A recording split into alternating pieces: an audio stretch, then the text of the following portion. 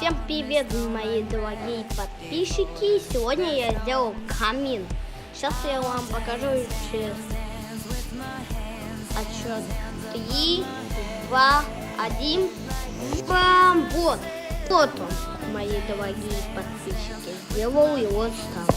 Дырки, и тогда он потухать будет вид, как будто монстр.